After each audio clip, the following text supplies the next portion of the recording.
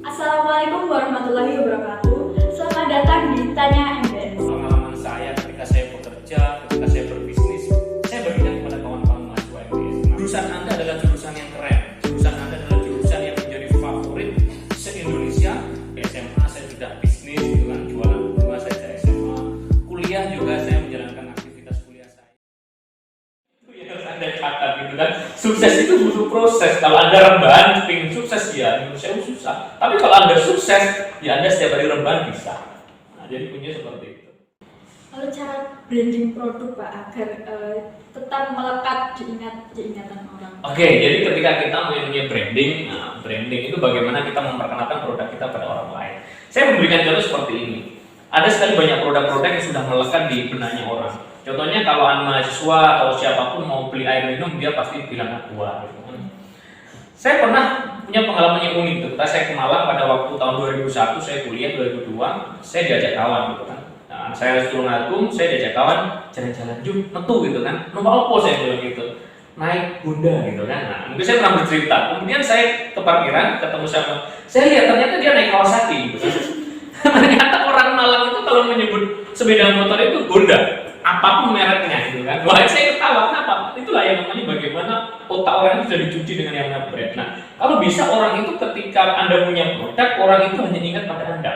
Makanya saya bilang bagaimana Anda membuat orang itu menetap, bukan hanya menatap.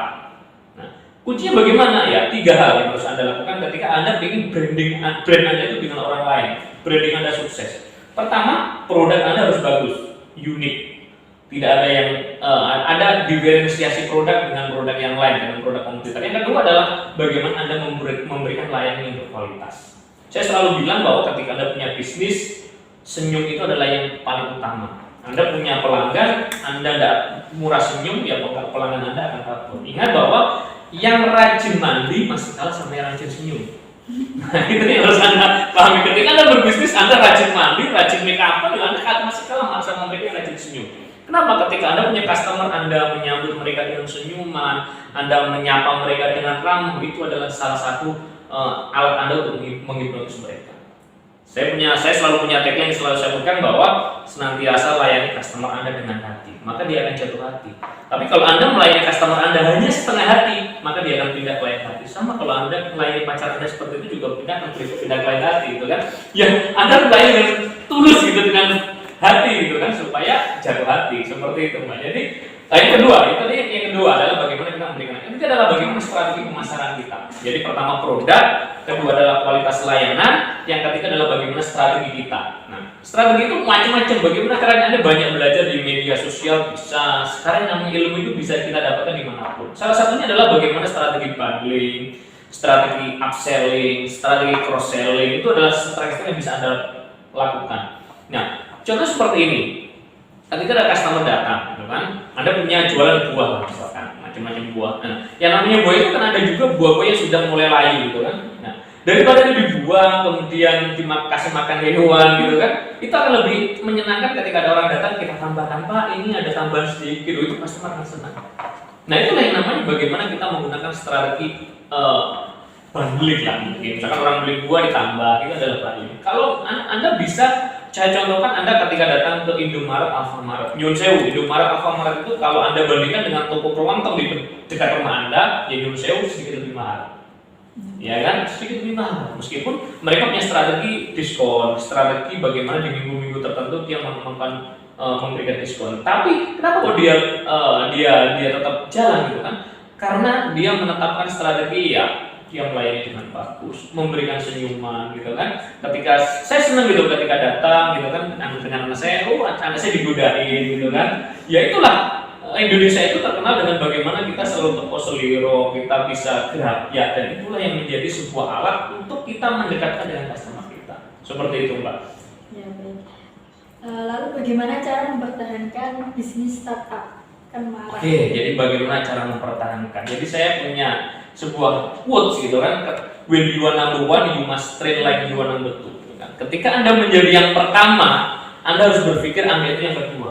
Kenapa kok Anda berpikir jadi yang kedua? Kenapa? Karena ketika Anda menjadi yang kedua, Anda akan terus berlari.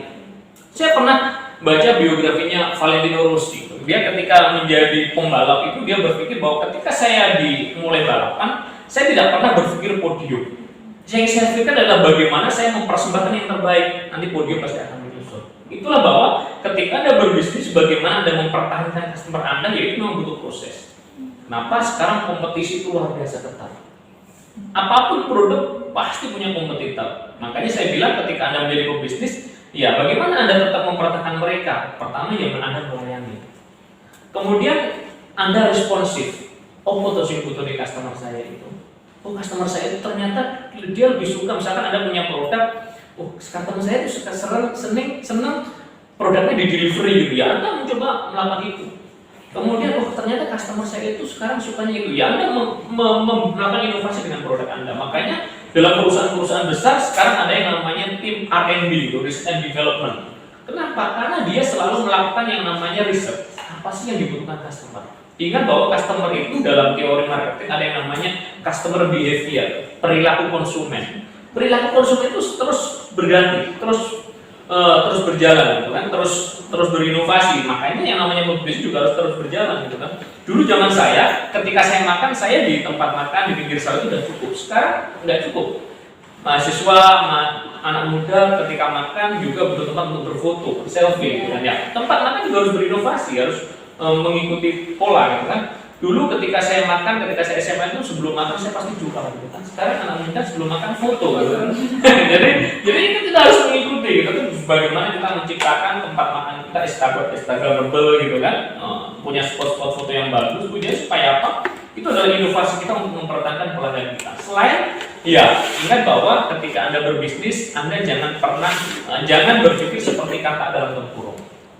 Nah, Anda punya bisnis misalkan ya, jangan berpikir bahwa produk Anda yang terbaik. Jangan. Anda harus melakukan yang namanya dalam istilah marketing ada yang namanya ghost shopper. Nah, apa itu ghost shopper? Jadi ketika Anda menjadi seorang bisnis, Anda jangan pernah alergi merasakan produk pesaing Anda. Jadi Anda jalan-jalan, misalkan produk Anda misalkan makanan donat lah. Ya Anda sekali-kali Anda harus keliling Tulungagung, Anda cicipi donat A, B, C, semuanya komentar Anda cicipi. Tujuannya apa? Untuk membandingkan bahwa produk Anda itu saya sudah ketinggalan atau belum. Oh ternyata produk saya masih enak, Anda tingkatkan. Itulah caranya bahwa saya dulu dalam istilah dalam ketika saya jadi marketing, ya saya ketika di perbankan saya biasa masuk di bank-bank lain. Untuk apa? Untuk melihat pelayanan mereka itu apa klien kami sudah bagus atau masih kalah dengan mereka. Ketika sudah bagus kita pertahankan, kita tingkatkan. Kalau masih kalah ya kita bagaimana berupaya untuk meningkatkan layanan kita. Jadi itu adalah cara kita mempertahankan pelanggan kita. Seperti itu. Baik, yang selanjutnya agar kita tidak mudah terpengaruh oleh bisnis musiman gitu Pak. Jadi bisa bertahan dengan bisnis yang kita mulai dari awal itu tipsnya seperti apa? Oke, jadi memang saat ini eranya itu bisnis itu adalah hit and run. Saya sebut hit and run. Ada bagus selesai hilang gitu kan.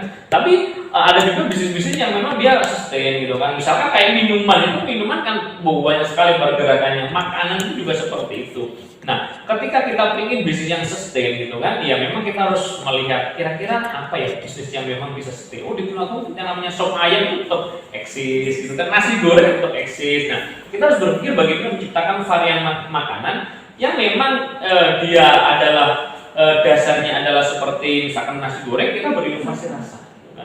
Nah, kemudian ketika kita ngomong yang namanya bagaimana orang tetap bertahan dengan produk kita, kalau skalanya adalah delivery, ya kita bagaimana bisa gabung dengan yang kalau di Tulungagung ada Grab, ya kita masuk Grab.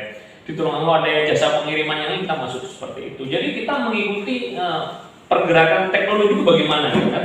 Jangan kita intinya baru seperti ini. Ketika Anda bisnis, Anda cuma saklek, saya harus seperti ini, Anda nggak bisa jalan. Makanya Anda butuh studi kelayakan, Anda jalan-jalan.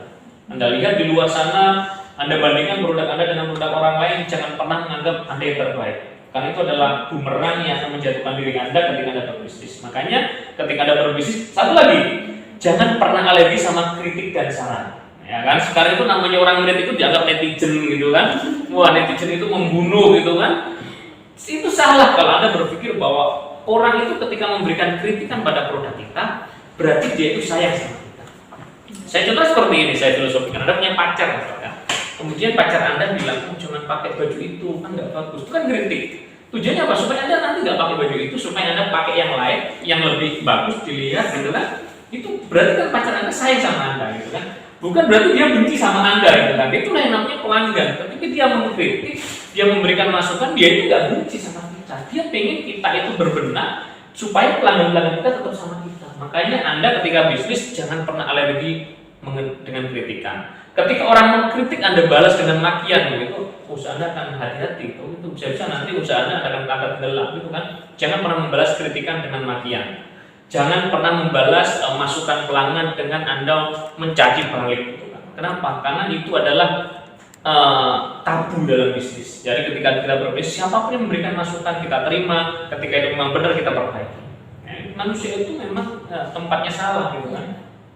Saya pernah bilang bahwa Anda akan nggak bisa melihat punggung Anda tanpa alat gitu kan. Bisa nggak Anda melihat punggung Anda? Nggak bisa kan, kepala Anda kan nggak bisa muter gitu kan.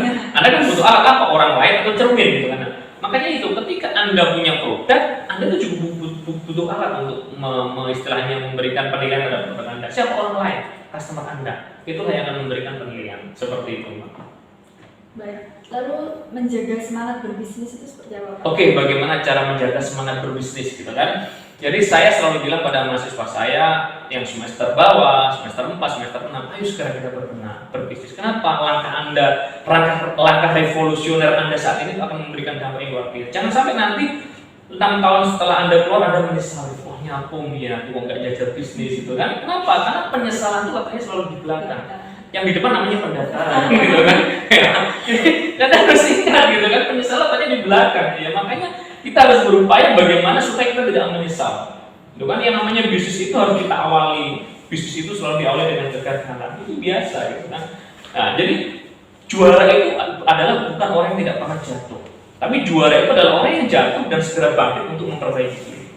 Itu harus Anda peduli bahwa ketika Anda bisnisnya jatuh, bisnisnya bangkrut, ya Anda kita harus berbenah. Saya selalu bilang pada mahasiswa, Anda itu ketika memulai bisnis di usia muda ada kelebihan daripada orang memulai bisnis di usia 40. Karena kenapa? Anda belum punya asam urat, kolesterol gitu kan. Bayangkan kalau nanti usianya 40 gitu kan, kita gagal bisnis, kita punya asam urat, kolesterol, aduh pusing gitu kan, stroke kan nanti kan. Makanya kalau Anda masih muda, kolesterol stroke kan masih belum Anda dapatkan gitu kan. Makanya Anda berbisnis, Anda gagal, Anda bangkit, Anda gagal, Anda coba lagi. Dan saat ini adalah masa di mana saya melihat banyak sekali anak-anak muda sukses. Dulu ketika saya SMP, saya berpikir bahwa orang sukses itu adalah orang yang usia dari 50 tahun ke atas, perutnya gendut, naik mobil pakai sopir gitu kan. Sekarang ternyata udah dibalik dunia itu. Kenapa? Saya banyak sekali melihat anak-anak muda yang sukses kaya raya. Kenapa? Karena mereka bisa melihat peluang memanfaatkan teknologi dan bisa mengendalikan bisnis. Anda kalau lihat Crazy Rich Surabaya, Crazy Rich Jakarta itu anak-anak muda. Saya pernah lihat di YouTube Juragan 99 itu masih muda seumuran saya, dia bisa beli jet pribadi gitu kan. Dan itu luar biasa, mereka dari awal sudah bisa berinovasi. Makanya Anda, anak muda, mahasiswa MBS, rugi kalau Anda tidak mencoba bisnis sekarang. Nah, makanya saya selalu memotivasi mahasiswa saya, ayo berbisnis, ayo berusaha. Kenapa? Ya, ingat tadi bahwa ketika Anda mulai dari sekarang, ya itu Anda akan bisa lebih cepat berproses seperti itu.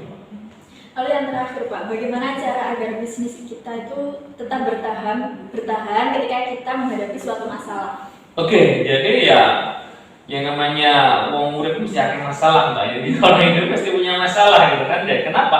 Karena dari masalah itu kita akan belajar. Jadi ujian. Jadi ketika kita hidup itu pasti akan banyak ujian. Tetapi dari ujian itulah kita bisa menjadi alat kita untuk naik kelas. Jadi sama seperti sekolah. Anda kalau mau naik kelas pasti ujian dulu. Bedanya kalau sekolah Anda belajar baru ujian baru naik kelas. Tapi kalau hidup Anda ujian, dapat ujian, Anda belajar, Anda naik kelas. Nah, itulah bedanya. Nah, makanya ketika Anda dapat ujian, yang namanya ketika kita berbisnis pasti akan menghadapi berbagai ujian. Ya, kita harus tetap istiqomah, gitu kan? Ya, istiqomah itu berat. Yang mudah adalah istirahat, gitu kan? Ya kan saya sudah bilang bahwa istiqomah itu berat, gitu kan? Ya, hanya orang-orang yang tertentu aja yang bisa istiqomah. Makanya kita kita harus bagaimana berpikir bagaimana kita harus tetap kreatif. Ketika ada ujian, ketika ada cobaan, ketika ada pesaing, ketika kita di-tackling sama anak buah kita macam-macam yang namanya ujian. Ya, kita harus bagaimana segera bangkit dari kegagalan tersebut, segera bangkit dari ujian tersebut. Ya, tujuan supaya apa? Supaya kita tetap stay on track dalam bisnis kita. Jadi kita tetap dalam track yang benar, gitu kan? Kenapa? Ya, tidak ada di dunia ini manusia yang tidak pernah diuji sama Tuhan. Semua orang pasti punya ujian, ujiannya macam-macam gitu kan. Ya justru orang kalau tidak pernah diuji sama Tuhan itu bahaya. Jangan cerita adalah istizrat dalam Islam. Ya, istizrat itu adalah orang yang tidak pernah diuji, selalu dikasih kemudahan, kelebihan tiba-tiba nanti langsung dia dihancurkan sama Tuhan gitu kan. Ya kayak Fir'aun gitu kan, dia dikasih berbagai kelebihan. Nah makanya ketika kita diuji, ketika kita dikasih cobaan dalam bisnis, ya Tuhan itu masih sayang sama kita. Kita harus segera berbenah, kita harus segera bagaimana cara kita untuk bangkit. Ingat bahwa beda orang sukses dengan orang gagal. Kalau orang sukses selalu punya prinsip, kalau orang lain bisa, kenapa saya tidak? Orang sukses selalu punya banyak cara, orang gagal selalu punya banyak alasan. Nah itu yang harus kita tanamkan pada diri kita, bagaimana kita supaya nanti bisa ketika menghadapi cobaan, ujian, ya kita tetap survive seperti itu. Baik, terima kasih banyak Pak Denny atas waktunya yang telah disampaikan dan juga ilmu yang telah disampaikan. Semoga ilmu yang telah disampaikan bisa bermanfaat untuk teman-teman. Amin. Baik, yang terakhir bisa sampaikan closing statement dari Bapak Denny. Oke, terima kasih. Karena ini masih di dalam rangka bulan Ramadan gitu kan, monggo teman-teman kita tetap belajar, tetap mencoba berwirausaha, kita tetap beribadah, dan 3 hal itu Anda lakukan, ya insya Allah semuanya akan lebih mudah kita jalani. Jadi ingat bahwa Anda mahasiswa, sekali lagi bahwa saya ingin bahwa Anda berpikir bahwa Anda jangan hanya berpikir menjadi bagian dari korporasi, tapi berpikirlah Anda menjadi orang yang menciptakan korporasi.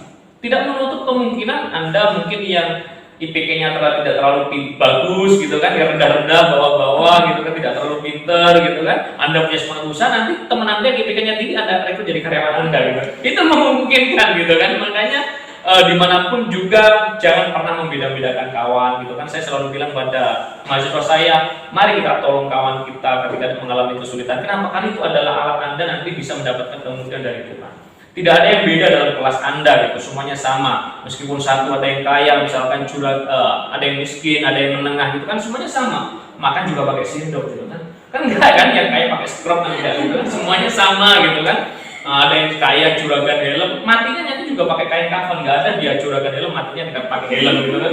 Ya itulah yang namanya bahwa kita itu sama. Kita itu derajatnya sama, kita harus belajar bersama-sama. Kalau bisa, jangan hanya berpikir Anda sukses sendirian, tapi ajaklah kawan Anda untuk sukses. Saya selalu bilang bahwa let's on top together gitu kan. Bagaimana kita bisa di puncak bersama-sama. Jangan pernah bangga, jangan pernah senang melihat orang susah, tapi susah melihat orang susah dan senanglah melihat orang senang. Nah, jadi seperti itu mungkin sedikit dari saya. Terima kasih untuk KMJ MBS untuk diskusi kerennya, podcast kerennya. Semoga bisa memberi manfaat, semoga bisa memberi inspirasi bagi mahasiswa. Dan ingat bahwa Anda berada di jurusan yang terbaik, Anda jurusan yang tingkat kompetisinya tinggi, dan Anda adalah orang-orang pilihan, dan harapannya Anda keluar menjadi orang-orang yang luar biasa. Terima kasih. Bagaimana? Apakah kalian sudah memiliki pandangan untuk mulai berbisnis? Lebih lanjut, jangan lupa saksikan video kami di channel YouTube HMJ MBS dengan program Tanya MBS. Jangan lupa like, comment, and share, dan juga subscribe. Wassalamualaikum warahmatullahi wabarakatuh. Bye-bye. MBS, Because I'm boss.